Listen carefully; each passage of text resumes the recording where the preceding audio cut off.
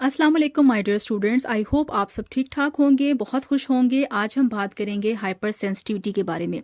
Hyper sensitivity का chapter जो है वो आपकी फार्माकोग्नोसी के अंदर मौजूद है और ये एक बड़ा लेंथी चैप्टर है। मैंने कोशिश की है कि इस चैप्टर को हम 2 वीडियोस के अंदर कवर करें। सो आज की वीडियो में हम डिस्कस करेंगे कि हाइपर सेंसिटिविटी क्या होती है। इसके अलावा एक और इम्पॉर्टेंट क्वेश्चन जो कि है टाइप्स ऑफ एलर्जेंस, उसके बारे में डिस्कस करेंगे।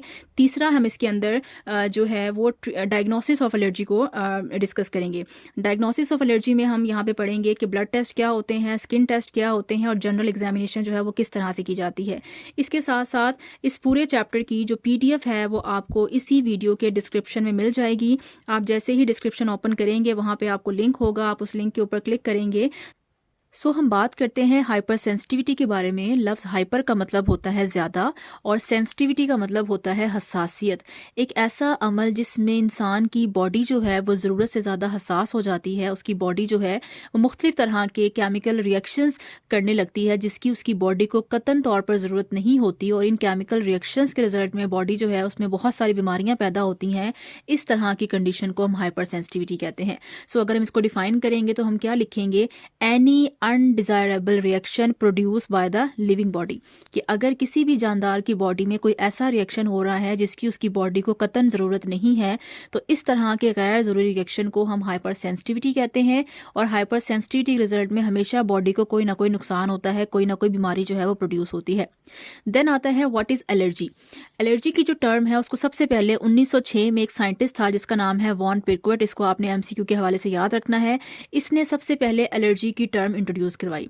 अब एलर्जी क्या होती है? एलर्जी का मतलब है कि आपकी जो नॉर्मल बॉडी है अगर उसके अंदर नॉर्मल की निस्बत किसी भी किस्म का चेंज आ रहा है तो उसको हम एलर्जी कहते हैं। फॉर एग्जांपल, आप बैठे हुए हैं, सडन आपकी बॉडी जो है उसमें खारिश शुरू हो जाती है। आप बैठे हुए हैं, आपको सडन जो है वो खांसना शुरू हो जाते हैं या आप छींकना शुरू हो जाते हैं, तो ये नॉर्मल प्रोसेस नहीं है। आपकी बॉडी नॉर्मल से थोड़ा सा चेंज बिहेव कर रही है। एक ऐसी कंडीशन जिसमें बॉडी का नॉर्मल रिएक्शन से थोड़ा चेंज बिहेव करने का मूड होता है, उस अमल को हम एलर्जी कहते हैं। एनी चेंज और altered reaction in the body is called allergy, कि अगर बॉडी में किसी किस्म का कोई चेंज आ रहा है, कोई तब्दील रिएक्शंस हो रहे हैं, तो इस अमल को हम एलर्जी कहते हैं। लफ्ज़ एलर्जी और हाइपर सेंसिटिविटी में बेसिक डिफरेंस ये है कि जब थोड़ा बहुत चेंज आता है बॉडी के अंदर, वो चेंज जो नुकसानदेह होता है उसको हम एलर्जी कहते हैं। अगर हम एलर्जी की ट्रीटमेंट ना लें, एलर्जी को हम सही टाइम पे जो है वो डायग्नोस ना करवाएं, उसका प्रॉपर ट्रीटमेंट ना लें, तो वो एलर्जी बढ़ती जाती है और हमारी बॉडी को बहुत हसास कर देती है। उस अमल को फिर हम हाइपर सेंसिटिविटी कहते हैं। या सिंपली आप ये भी कह सकते हैं कि एलर्जी जो है वो बीमारी की इनिशियल कंडीशन है और जब हम उसको ट्रीट नहीं करते और वो सवेयर हो जाती है तो उसको हम हाइपर सेंसिटिविटी कहते हैं। देन आपको 2 इंपॉर्टेंट टर्मिनोलॉजीज का पता होना ज़रूरी है। एक लफ्ज़ है एंटीजन या एलर्जन, दूसरा लफ्ज़ है एंटीबॉडीज़। एंटीजन्स क्या होते हैं? एंटीजन का मतलब होता है दुश्मन। ऐसे केमिकल्स या ऐसे फॉरेन पार्टिकल जो कि हमारी बॉडी का हिस्सा नहीं होते बल्कि बाहर से हमारी बॉडी के अंदर एंटर होते हैं और हमारी बॉडी में एंटर होकर हमारी बॉडी के नुकसान पहुँचाते हैं, उन चीज़ों को हम एंटीजन्स या एलर्जेंस कहते हैं। ये कोई भी फॉरेन पार्टिकल हो सकता है जो कि एलर्जिक रिएक्शन पैदा करता है बॉडी के अंदर, उसको हम एलर्जन कहते हैं। फॉर एग्जांपल, डस्ट अगर हमारी बॉडी के अंदर आती है तो हमें छींकें आना शुरू हो जाती हैं। धुआं हमारी नाक के ज़रिए से हमारे बॉडी में एंटर होता है तो भी हमें छींकें आना शुरू हो जाती हैं। परफ्यूम अगर हम लगा लें, कुछ लोग होते हैं जिनको परफ्यूम से एलर्जी होती है, तो जैसे ही परफ्यूम सूंघते हैं उनकी बॉडी में छींकें, खांसी और उनको इचिंग होना शुरू हो जाती है। तो ऐसे केमिकल्स को हम एंटीजन कहते हैं या एलर्जन कहते हैं। नेक्स्ट आता है एंटीबॉडीज़। एंटीबॉडीज़ क्या होती हैं कि जब भी हमारी बॉडी में कोई दुश्मन दाखिल होता है तो उस दुश्मन से लड़ने के लिए हमारी बॉडी जो है वो अपनी आर्मी बनाती है, अपनी फोर्स बनाती है। उस आर्मी को या उस फोर्स को हम एंटीबॉडी कहते हैं। एंटीबॉडी बेसिकली किससे लड़ती है? एंटीजन से लड़ती है। अब 2 तरह की बातें हो सकती हैं कि अगर आपका दुश्मन स्ट्रांग है, यानी कि अगर आपका एंटीजन स्ट्रांग है, तो आपकी आर्मी या एंटीबॉडी हार जाएगी और आपको एलर्जिक रिएक्शन हो जाएगा। बट अगर आपकी एंटीबॉडी स्ट्रांग है, यानी कि अगर आपकी आर्मी स्ट्रॉन्ग है तो आपका दुश्मन या एंटीजन हार जाएगा और आपकी बॉडी में एलर्जिक रिएक्शंस नहीं होंगे। सो जो ये एंटीबॉडी हैं ये हमारी बॉडी के अंदर ही पैदा होती हैं। कौन पैदा करता है? हमारे वाइट ब्लड सेल्स जो हैं, जिनको आप WBC कहते हैं, उनकी खास टाइप होती है जिसका नाम है बी लिम्फोसाइट, या उनको बीटा लिम्फोसाइट्स भी कहते हैं। WBC की टोटल 5 टाइप्स होती हैं, उसमें से जो बी लिम्फोसाइट्स हैं ये हमारी बॉडी के अंदर जो है वो एंटीबॉडीज पैदा करते हैं। अब एंटीबॉडी किस चीज़ की बनी हुई होती है? एंटीबॉडी बेसिकली प्रोटीन की बनी हुई होती है। अब बॉडी के अंदर तो बहुत सारी प्रोटीन है, कौन सी प्रोटीन की बनी हुई होती है? तो हमारी जो एंटीबॉडी है वो बनी हुई होती है ग्लोबुलिन प्रोटीन की। ठीक है, ग्लोबुलिन प्रोटीन की बनी हुई होती है। यही वजह है कि हम एंटीबॉडी को इम्यूनोग्लोबुलिन भी कहते हैं। हमारी बॉडी के अंदर जिस तरह का एंटीजन दाखिल होता है उससे लड़ने के लिए बॉडी उसी तरह की एंटीबॉडी बनाती है। इसको आप इस तरह से समझेंगे कि अगर आपके मुल्क के ऊपर कोई ज़मीनी हमला करेगा तो उससे लड़ने के लिए आपकी ज़मीनी आर्मी जो है उस पर अटैक करेगी। अगर कोई आपके मुल्क के ऊपर फ़िज़ाई हमला करेगा तो उससे लड़ने के लिए आपकी फ़िज़ाइया फ़ोर्स उस पर अटैक करेगी। तो जिस तरह का दुश्मन होता है उससे लड़ने के लिए उसी तरह की फोर्स या आर्मी जो है वो काम करती है। सेम चीज़ बॉडी में होती है कि जिस तरह का एलर्जन या जिस तरह का एंटीजन दाखिल होता है उससे लड़ने के लिए बॉडी उसी तरह की एंटीबॉडीज़ बनाती है। टोटल हमारी बॉडी के अंदर 5 तरह की एंटीबॉडीज़ होती हैं और उसको हम याद कैसे करते हैं? हम एक निमोनिक्स याद कर लेते हैं। निमोनिक्स है जी मेड। ठीक है, अब मैं आपको रीड कराती हूँ कि इसमें क्या है। तो antibody is the army of the body which is produce in response to antigen. Antibody हमेशा तब पैदा होती है जब कोई एंटीजन आपकी बॉडी के अंदर दाखिल होगा। अगर आपकी बॉडी के अंदर कोई एंटीजन दाखिल नहीं होगा तो इस केस में आपकी बॉडी कोई भी एंटीबॉडी नहीं बनाएगी। एंटीबॉडी को दूसरे लफ्जों में हम इम्यूनोग्लोबुलिन भी कहते हैं। ठीक है, और इसको हम IG से रिप्रेजेंट करते हैं। एंटीबॉडी को कैपिटल A और स्मॉल b से भी रिप्रेजेंट किया जाता है। एंटीबॉडी किसकी बनी हुई होती है? प्रोटीन की बनी हुई होती है। हमारी बॉडी में तो बहुत सारी प्रोटीन्स हैं जैसे albumin, globulin, thrombin, prothrombin, fibrinogen. तो इनमें से एंटीबॉडी कौन सी प्रोटीन की बनी हुई होती है? एंटीबॉडी बनती है ग्लोबुलिन प्रोटीन की। या आपने MCQ याद रखना है, वो सम टाइम दे देता है कि एंटीबॉडी किस प्रोटीन की बनती है। ऑप्शन में वो ग्लोबुलिन देता है, B में वो आपको ग्लोबिन दे देगा और C में आपको बोथ दे देगा। तो आपने ग्लोबिन को टिक नहीं करना। राइट ऑप्शन क्या है? ग्लोबुलिन की बनी हुई होती है। सो यहाँ पे जो G है ये किसको रिप्रेजेंट करता है? ग्लोबुलिन को।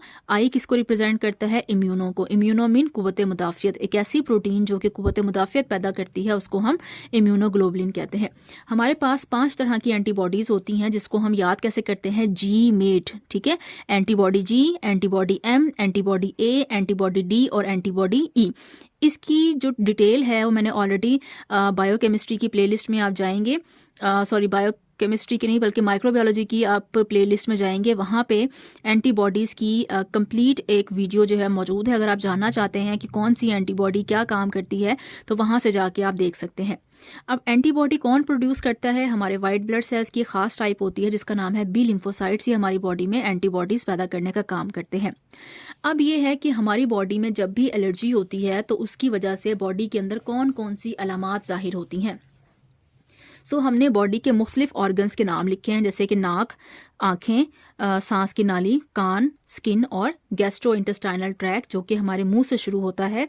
इसमें हमारा मुंह आता है, गला आता है, स्टमक आता है, छोटी आंत आती है, बड़ी आंत आती है। तो इस पूरे रास्ते को हम क्या कहते हैं? गैस्ट्रो इंटेस्टाइनल ट्रैक्ट या GIT कहते हैं। सो आपने ये चीज़ याद रखनी है कि जिस तरह का ऑर्गन होगा उसके अंदर सामने आपने उससे रिलेटेड अलामत लिखनी है। सो नोज़ के अंदर क्या हो सकता है? अगर किसी इंसान को एलर्जी हुई है तो उसके नोज़ में क्या होगा? उसकी जो नेज़ल म्यूकोज़ा है उसके अंदर स्वेलिंग होना शुरू हो जाएगी। नेज़ल म्यूकोज़ा क्या होती है कि जो हमारी नाक है, हमारी नोज़ है, नोज़ के अंदर की साइड पे जहाँ पे बालों की ग्रोथ होती है वहाँ पे जो हमारी नोज़ की सबसे अंदरूनी लेयर होती है उसको हम म्यूकोज़ा कहते हैं। तो सम टाइम ऐसा होता है कि जो नोज़ है वो पक जाती है या वहाँ से सिक्रीशंस खारिज होना शुरू हो जाती हैं जिसको हम कहते हैं कि जो हमारी नेज़ल म्यूकोज़ा है उसके अंदर स्वेलिंग हो गई है।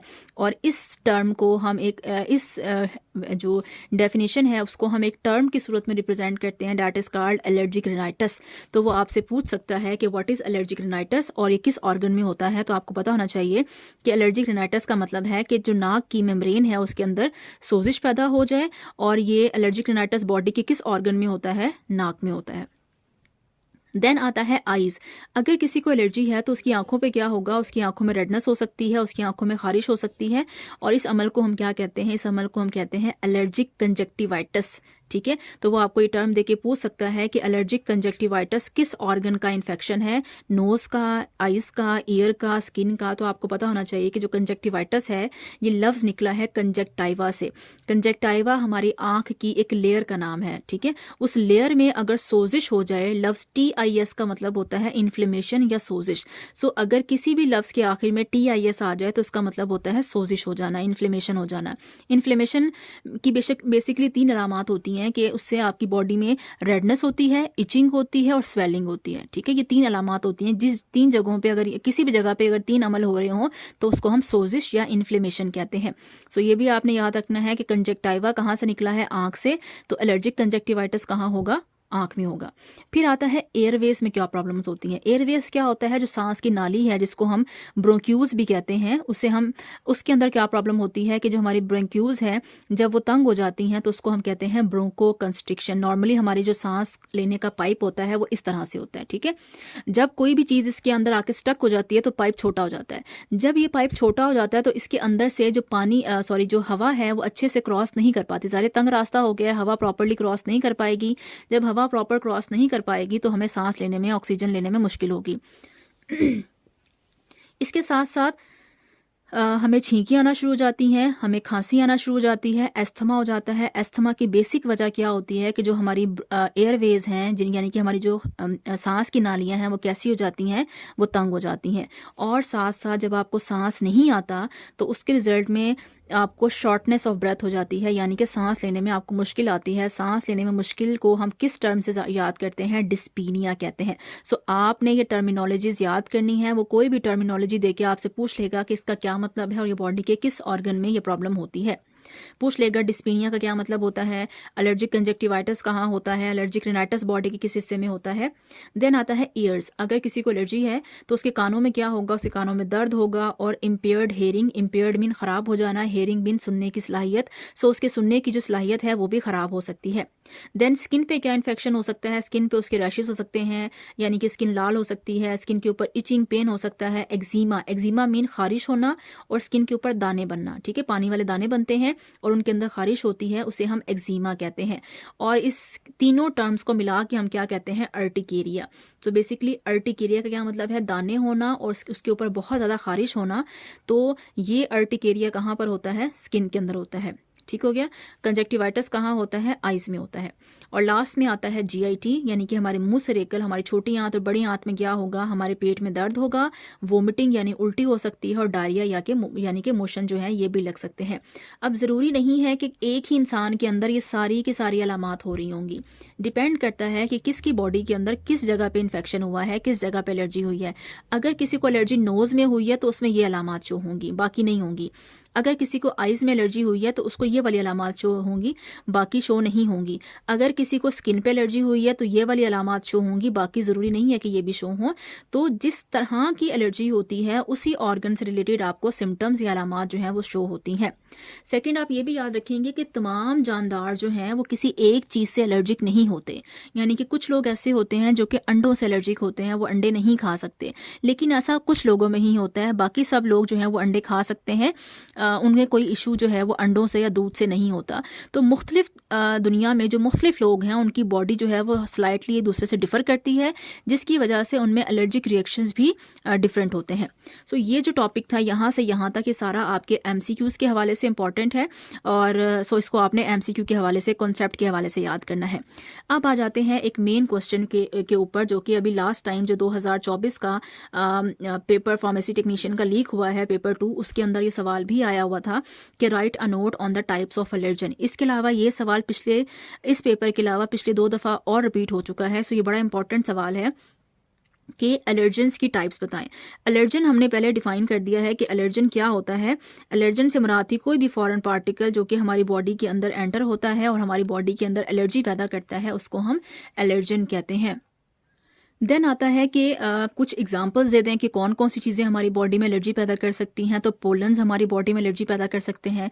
पोलन्स क्या होता है कि जो पौधे होते हैं उनके ऊपर जब फूल लगते हैं तो उन फूलों के अंदर बारीक बारीक से जरदाने होते हैं, उन जरदानों को हम पोलन्स कहते हैं। ठीक है, जब तितली या कोई भी परिंदा इस फूल के ऊपर आके बैठता है तो ये जो जरदाने हैं ये उसकी बॉडी के साथ स्टक हो जाते हैं, और जब वो परिंदा या तितली वहाँ से उड़ते हैं तो उनकी बॉडी से ये जरदाने झड़ते हैं, और जहाँ जहाँ ये जरदाने गिरते हैं ज़मीन पर वहाँ पे अगर पानी मौजूद है तो वहाँ पे एक नया पौधा जो है वो ग्रो कर जाता है।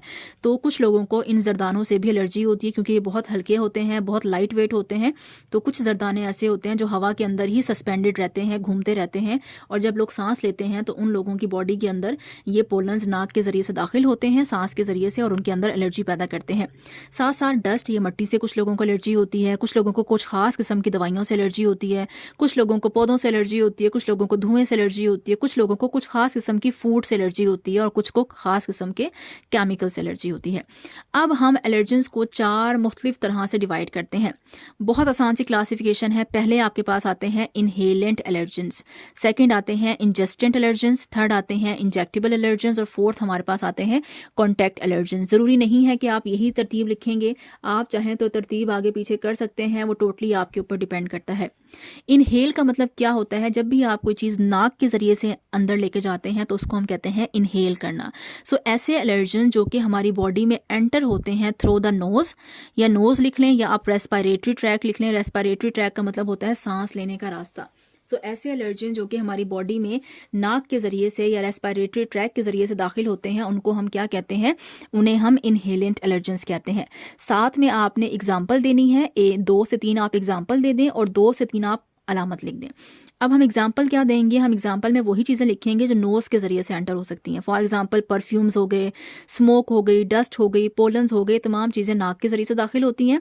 और क्योंकि ये नाक के ज़रिए से दाखिल हो रही हैं तो हम जो अलामात लिखेंगे वो भी नाक से रिलेटेड या मुंह से रिलेटेड लिखेंगे, जैसे कि स्नीजिंग, छींकना, स्वेलिंग ऑफ नेज़ल मिकोजा, हमारी नाक के अंदर जो है वो सोजिश हो सकती है, और इंक्रीज लैक्रीमेशन। लैक्रीमेशन का मतलब होता है आंसू, या जो हमारे टेयर्स होते हैं उनकी प्रोडक्शन बढ़ जाती है। जब भी आपको छींकें आ रही हों या खांसी आ रही हो, आपने अक्सर देखा होगा कि आपकी आंखों से आंसू आना शुरू हो जाते हैं। उसकी वजह क्या होती है कि ये जो एलर्जेंस हैं हमारी लैक्रीमेशन को बढ़ा देते हैं।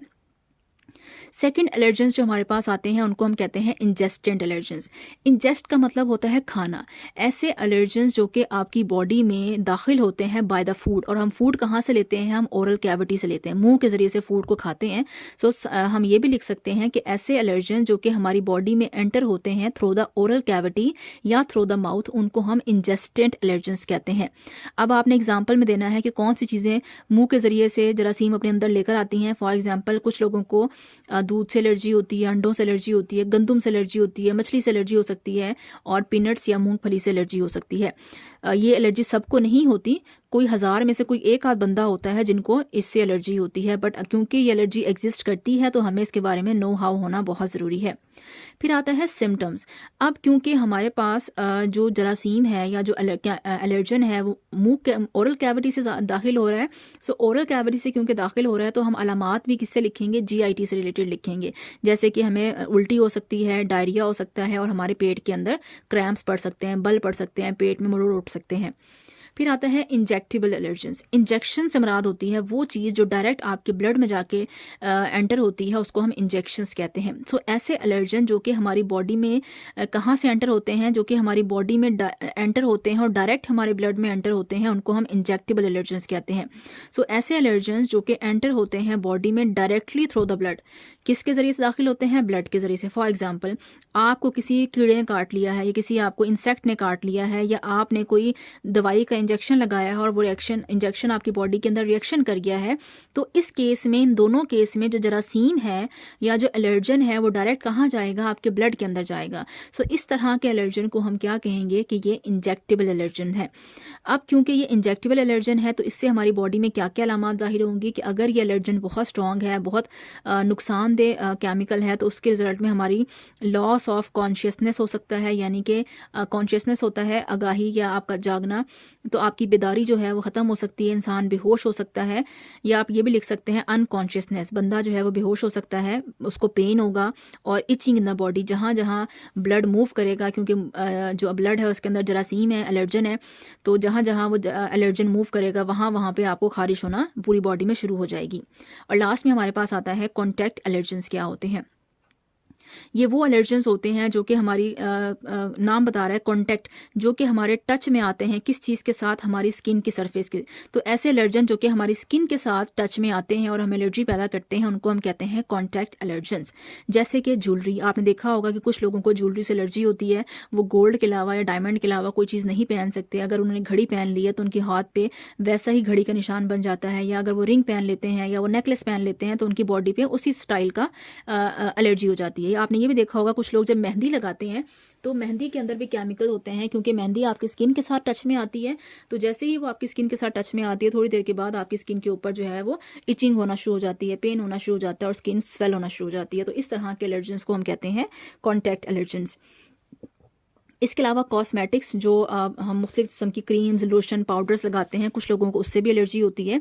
और पेट्स का मतलब होता है पालतू जानवर, जैसे कि ये आपको पीछे नज़र आ रहा है, कुछ जानवर ऐसे होते हैं जिनकी जो बॉडी है उस पर इस तरह के फ़र होते हैं, तो ये फ़र, कुछ लोगों को इस तरह के फ़र से भी एलर्जी होती है। तो जब वो जानवरों को या पेट्स को अपने पास पकड़ते हैं तो उनके फ़र जब उनकी बॉडी के साथ टकराते हैं या उनकी स्किन के साथ टच होते हैं तो उनको वहाँ पर एलर्जी के सिम्टम्स होना शुरू हो जाती हैं और उनको इचिंग होना शुरू हो जाती है।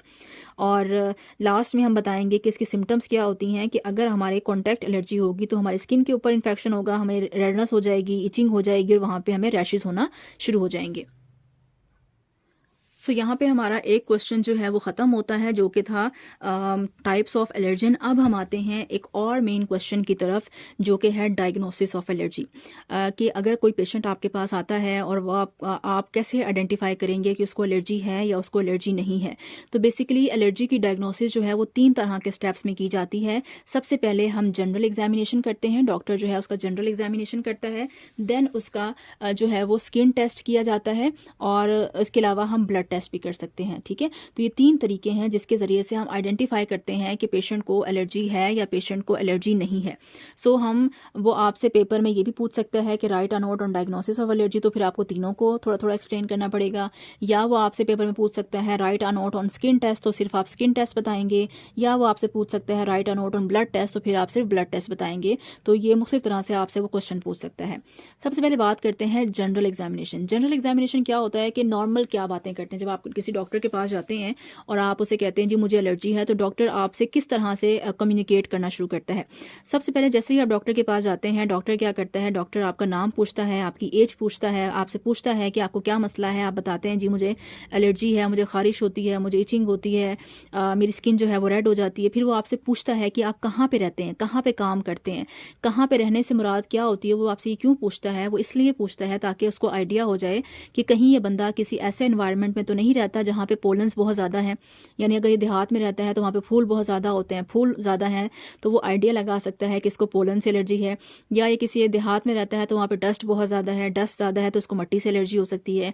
या ये बंदा जो है वो किसी ऐसे शहर में रहता है जहाँ पे इंडस्ट्रीज़ बहुत ज़्यादा हैं। इंडस्ट्रीज़ बहुत ज़्यादा होंगी तो वहाँ से धुआं बहुत ज़्यादा निकलेगा, धुआं बहुत ज़्यादा होगा तो इसको धुएँ से एलर्जी हो सकती है। तो वो आपसे पूछता है कि आप कहाँ पर रहते हैं और आप कहाँ पर काम करते हैं। काम कहाँ पर करते हैं, क्योंकि जब जहाँ पर भी आप काम करते हैं वहाँ पर आपको 8 से 10 घंटे या 12 घंटे की ड्यूटी करनी पड़ती है।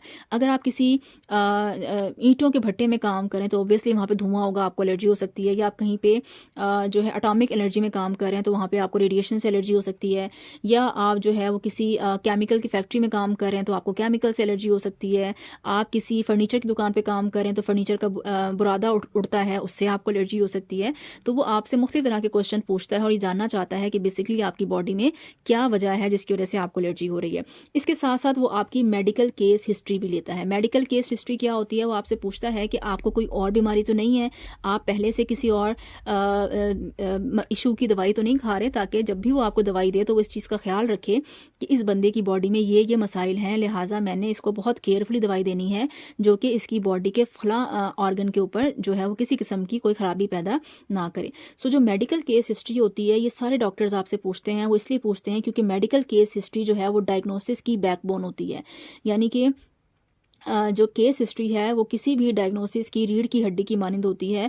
अगर किसी की आपने मेडिकल केस हिस्ट्री नहीं ली और आपने उसको ऐसे ही मेडिसिन देना शुरू कर दी तो पॉसिबिलिटी है कि उसकी बॉडी को कोई और नुकसान हो सकता है। सो क्या जनरल एग्जामिनेशन में क्या क्या आएगा, वो आपसे एज पूछेगा, जेंडर पूछेगा, आपकी एलर्जी के अलामात पूछेगा, साथ साथ आपका कहाँ काम करते हैं, कहाँ रहते हैं, ये पूछेगा। इसके बाद वो आपको चेक करेगा। चेक करने के लिए वो क्या यूज़ करेगा, चेक करने के लिए वो कुछ मशीनों का इस्तेमाल करेगा। जैसे कि वो जो है वो आपका ब्लड प्रेशर चेक करेगा। आपका ब्लड प्रेशर चेक करने के लिए हम क्या यूज़ करते हैं, बीपी अपरेटस। बीपी अपरेटस को हम क्या कहते हैं, स्फिग्मोमैनोमीटर कहते हैं। इसके अलावा उसने अगर आपका टेम्परेचर चेक करना है तो उसको किससे चेक करता है, थर्मामीटर से चेक करेगा। आपको थर्मामीटर लगाएगा, साथ में आपकी पल्स रेट चेक करेगा। पल्स रेट हम कहाँ से फाइंड करते हैं, पल्स रेट हम यहाँ से फाइंड करते हैं। ठीक है, हमारा जो थंब है, थंब के यहाँ पे एक आर्टरी आ रही होती है जिसको हम रेडियल आर्टरी कहते हैं। ठीक है, इन दो फिंगर को हम यहाँ पे प्लेस करते हैं और इसको प्रेस करते हैं और यहाँ से हम फील करते हैं तो हमें एक पल्स सुनाई देती है। सो हम पल्स रेट फाइंड कर सकते हैं। किसके ज़रिए फाइंड करते हैं, रेडियल आर्टरी के ज़रिए से फाइंड करते हैं। और ब्लड प्रेशर कहाँ से फाइंड करते हैं, ब्लड प्रेशर जो हमारी कोहनी होती है, यहाँ पे एक आर्टरी होती है जिसका नाम होता है ब्रेकियल आर्टरी। तो वहाँ पे हम ब्लड प्रेशर, वहाँ पे हम अपना जो ब्लड प्रेशर का कैफ होता है उसको रखते हैं और स्टेथोस्कोप को वहाँ पे लगाते हैं ताकि हमें ब्लड प्रेशर फील हो जाए। और फिर उसका स्टेथोस्कोप लगा के हम उसकी दिल की धड़कन भी चेक करते हैं। सो ये चीज़ें जो है हम पेशेंट की सेटिस्फेक्शन के लिए चेक करते हैं। अदरवाइज डॉक्टर को जो है उसको आपकी सिम्टम्स देखकर भी आइडिया हो जाता है कि पेशेंट जो है वो एलर्जिक है या नहीं है। देन अब अगर उसको कंफर्म नहीं हो रहा कि पेशेंट जो है वो किस चीज़ से एलर्जिक है तो फिर वो क्या कहेगा, वो आपसे कहेगा कि आप अपने स्किन टेस्ट करवाएं। नॉर्मली पाकिस्तान में स्किन टेस्ट बहुत कम होते हैं क्योंकि डॉक्टर जो हैं वो ज़्यादातर इतना टाइम नहीं देते पेशेंट को और वो आपसे कहते हैं कि जी ब्लड टेस्ट करवा कर आ जाएं, क्योंकि ब्लड टेस्ट में एक तो उनको बेनिफिट भी होता है क्योंकि उनके मुख्तलिफ जो क्लिनिक्स होते हैं या जो मुख्तलिफ लैब्स होती हैं उनके साथ मुहाइदे भी होते हैं। और दूसरा जो स्किन टेस्ट है वो डॉक्टर को खुद करना पड़ता है, उसमें टाइम लगता है, लिहाजा वो पाकिस्तान में स्किन टेस्ट का कंसेप्ट जो है वो बहुत कम है। ज़्यादातर डॉक्टर जो है वो ब्लड टेस्ट पे जाते हैं। नो डाउट ब्लड टेस्ट के रिजल्ट जो है वो बेहतर होते हैं स्किन टेस्ट से, बट अगर पेशेंट की कॉस्ट आप बचा सकते हैं, उसको स्किन टेस्ट से ही आप डायग्नोस कर सकते हैं, तो मेरा ख्याल है कि ब्लड टेस्ट जो है उसकी ज़रूरत पेश नहीं आनी चाहिए ऐसे मुल्क में जहाँ पे ऑलरेडी गुर्बत जो है वो बहुत ज़्यादा है। एनीवेज स्किन टेस्ट कितनी तरह के होते हैं, स्किन टेस्ट जो है वो 3 तरह के किए जाते हैं।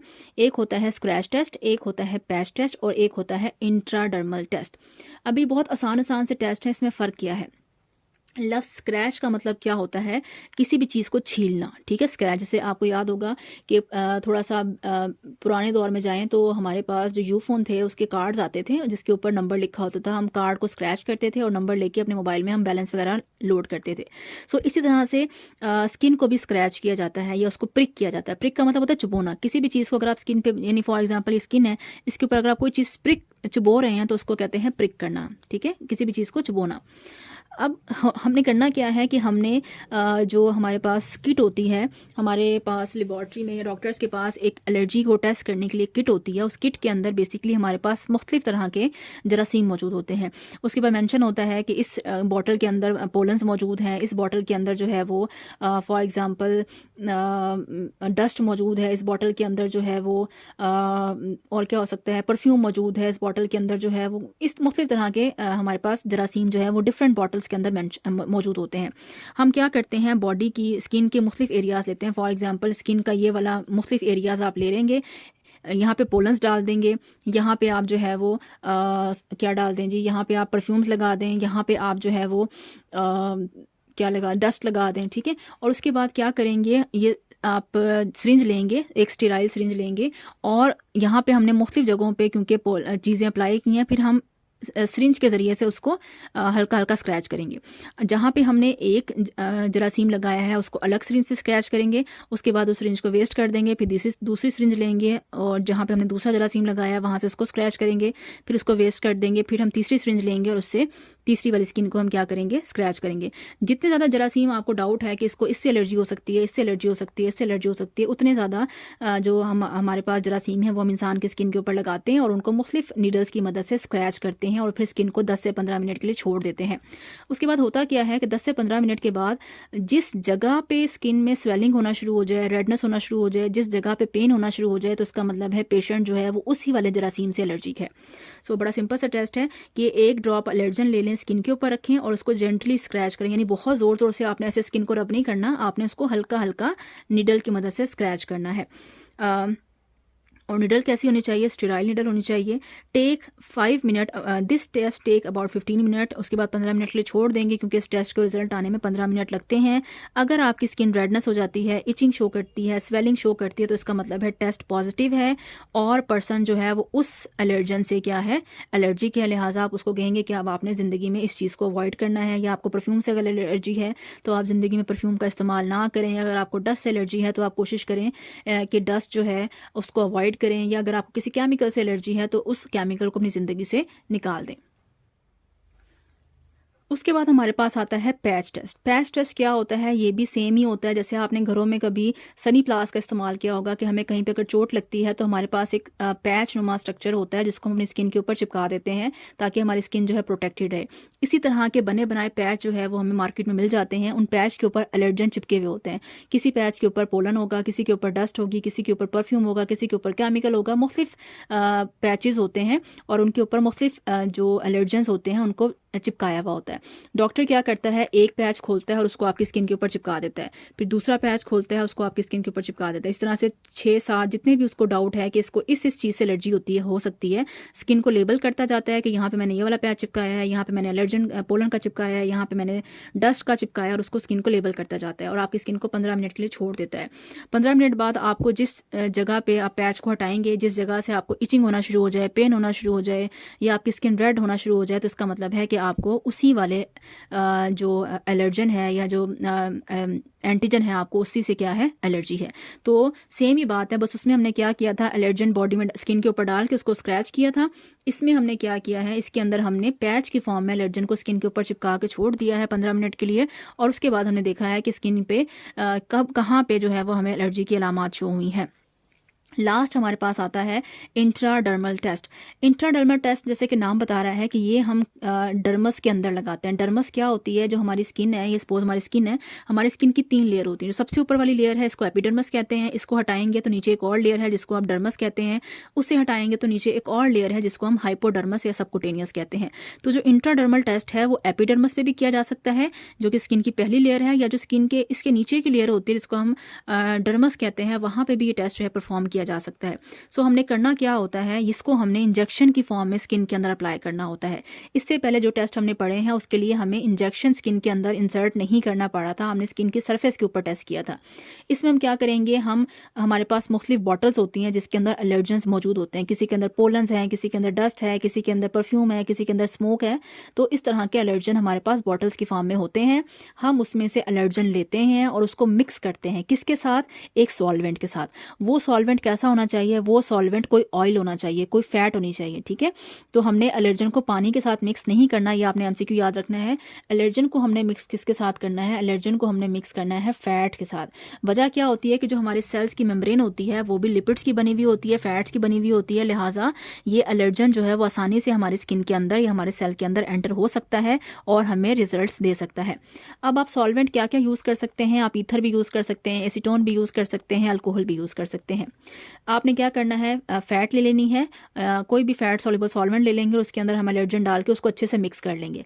जब हम उसको मिक्स कर लेंगे तो मिक्स करने के बाद हमने सारा सोल्यूशन इस्तेमाल नहीं करना, हमने सिर्फ उस सोल्यूशन में से 0.1 ml लेना है। किसके अंदर लेना है, हमने अपना जो इंजेक्शन है उसके अंदर सिर्फ और सिर्फ 0.1 ml हमने लेना है, यानी 1 ml का भी 10वां हिस्सा हमने लेना है, इंजेक्शन में फिल करना है और उसको हमने स्किन की पहली लेयर में या स्किन की दूसरी लेयर में हमने उसको इंजेक्ट कर देना है। अगर आपकी स्किन जो है वो रेड हो जाती है, इचिंग या स्वेलिंग आपको शुरू हो जाती है, तो इसका मतलब है कि टेस्ट पॉजिटिव है और पेशेंट जो है वो एलर्जिक है उसी एलर्जन से जो कि आपने उसकी स्किन के अंदर इंजेक्ट किया है। मैं इसकी आपको एक डायग्राम भी दिखा देती हूँ। सो अगर आप इस डायग्राम में गौर करें तो यहाँ पे आपको दिखाया जा रहा है कि एक बारीक सा इंजेक्शन है और जिसको वो स्किन के अंदर इंजेक्ट कर रहा है। ये इंट्राडर्मल भी हो सकता है या एपिडर्मस में भी हो सकता है। और अगर आपकी स्किन पे इस तरह के बम्प्स बन जाते हैं या इस तरह की रेडनेस हो जाती है तो इसका मतलब है कि जो पेशेंट है उसकी स्किन जो है वो एलर्जिक है उस एंटीजन से या उस एलर्जन से जो कि आपने उसकी बॉडी में एंटर किया है। और अगर इस तरह के बम्प्स नहीं बनते, इस तरह के रिएक्शंस नहीं होते, तो इसका मतलब है उस पेशेंट को उस एलर्जन से किसी किस्म की कोई एलर्जी नहीं है। इसके अलावा जब हम पैच टेस्ट करते हैं तो हमारे पास इस तरह के पैचेस होते हैं, ठीक है। हम क्या करते हैं, इनके ऊपर पीछे मेंशन होता है कि इसमें पोलन है, इसमें डस्ट है, इसमें स्मोक है, इसमें मुख्तलिफ चीज़ें होती हैं। तो हम एक पैच को खोलते हैं, इसको काटते हैं, इस पैच को उठाते हैं और स्किन पे यहाँ पे लगा देते हैं। फिर दूसरा वाला खोलते हैं, उसको काटते हैं पीछे से और उसको स्किन के ऊपर यहाँ पे लगा देते हैं। तो इस तरह से हम इन पैचेस को जो है वो स्किन के ऊपर अप्लाई करते हैं। देन हम बात करते हैं कि ब्लड टेस्ट क्या होते हैं। हमारे पास दो तरह के ब्लड टेस्ट होते हैं, एक को हम कहते हैं इलाइज़ा और दूसरे को हम कहते हैं रास्ट या रिया। ये दोनों टेस्ट जो है वो इम्पॉर्टेंट है। ज़्यादातर जो है हम इलाइज़ा टेस्ट करते हैं। अगर हमें सिर्फ फूड से रिलेटेड अगर किसी इंसान को एलर्जी हो तो उसके लिए हम रास्ट टेस्ट या रिया टेस्ट करते हैं। अब रास्ट या रिया या इलाइज़ा, इसके स्पेलिंग आपने बड़े लिखने हैं क्योंकि ये एब्रीवेशन है। जब भी किसी चीज़ का एब्रीवेशन यूज़ होता है तो हमेशा कैपिटल वर्ड में लिखा जाता है। अब रास्ट का मतलब क्या है? RAST is called radio allergosorbent. Radio allergosorbent, T से क्या मतलब है? टेस्टिंग, ठीक है। इसको हम दूसरे लफ्जों में रिया भी कहते हैं। रिया मीन रेडियो, आई से इम्यूनो, ए से एस से, तो इसको रास्ट या रिया कहा जाता है। और इस टेस्ट को हम नॉर्मली इस्तेमाल करते हैं अगर हमने कहीं पे भी फूड एलर्जी को डिटेक्ट करना हो तो हम ये वाला टेस्ट परफॉर्म करते हैं। देन हमारे पास आता है एक और टेस्ट जिसको हम कहते हैं इलाइज़ा। इलाइज़ा का क्या मतलब है? ई भी बड़ा आएगा, एल भी बड़ा आएगा, आई भी बड़ा आएगा, एस भी और ए भी बड़ा आएगा। E mean enzyme, L mean linked, I mean immunosorbent, A से मुराद है एस से का मतलब होता है टेक्निक या टेस्ट। इसको हम एंजाइम इम्यूनो एसे भी कहते हैं, ईया भी कहते हैं, EIA, एंजाइम इम्यूनो एसे या ईया भी कहते हैं। अब एलाइज़ा टेस्ट जो है वो किस तरह से किया जाता है? एलाइज़ा टेस्ट में हम क्या करते हैं कि हम पेशेंट की बॉडी से ब्लड निकालते हैं। अगर पेशेंट की बॉडी में जरासीम एंटर हुआ है या पेशेंट की बॉडी में एलर्जन एंटर हुआ है तो उसके ब्लड के अंदर वो एंटीजन या एलर्जन जो है वो मौजूद होगा। हम एक पेट्री डिश लेते हैं, शीशे की बनी हुई प्लेट होती है, उसको लेते हैं और उसके अंदर पेशेंट का ब्लड डाल देते हैं। अब ब्लड जो है वो रेड होता है, हमें आम आँख से देखने में नज़र नहीं आ रहा कि पेशेंट की बॉडी में जरासीम मौजूद है, एलर्जन मौजूद है या मौजूद नहीं है। फिर हम क्या करते हैं, हम मार्केट से एलाइज़ा किट लेकर आते हैं। उस किट के अंदर 3 से 4 चीज़ें होती हैं। उस किट के अंदर बेसिकली प्राइमरी एंटीबॉडी होती है। इसके अलावा उस किट के अंदर सेकेंडरी एंटीबॉडी होती है। प्राइमरी एंटीबॉडी सिंपल एंटीबॉडी होती है जो कि इम्यूनोग्लोबिन होती है, जो कि हमने स्टार्ट में पढ़ी है कि वो हमारी बॉडी की आर्मी होती है, वो बनी बनाई भी मिल जाती हैं। इसके अलावा जो सेकेंडरी एंटीबॉडी है उसको सेकेंडरी एंटीबॉडी इसलिए कहा जाता है कि सपोज करें एंटीबॉडी को ना हम इस तरह से वाई से रिप्रेजेंट करते हैं, ठीक है। अगर ये ऐसे बनी हुई है तो इसको प्राइमरी एंटीबॉडी कहते हैं। अगर इसके ऊपर ऐसे एक एंजाइम अटैच हुआ है तो इसको हम सेकेंडरी एंटीबॉडी कहते हैं। सो जो हमारी एलाइज़ा किट है उसके अंदर प्राइमरी एंटीबॉडी भी होती है और उसके अंदर सेकेंडरी एंटीबॉडी भी होती है। और इसके अलावा उस किट के अंदर एक हमें आप कह दें जी केमिकल भी मिलता है, एक सब्सटेंस भी मिलता है जो कि इस एंजाइम के साथ रिएक्ट करने की सलाहियत रखता है। अब हमने करना क्या है, हमने एक पेट्री डिश लेनी है, उस पेट्री डिश के अंदर हमने पेशेंट का ब्लड डालना है। जब हम ब्लड डालेंगे तो पेशेंट का जो जरासीम है वो भी उस ब्लड के अंदर एंटर हो जाएगा। जब वो जरासीम उस ब्लड के अंदर एंटर हो जाएगा तो फिर हमने उसके ऊपर प्राइमरी एंटीबॉडी डाल देनी है, ठीक है।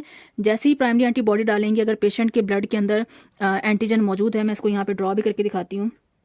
सपोज करें ये है, ये हमारे पास एक पेट्री डिश है, इसके अंदर हमारे पास जो है वो एंटीजन मौजूद है, ये एंटीजन है पेशेंट के ब्लड के अंदर।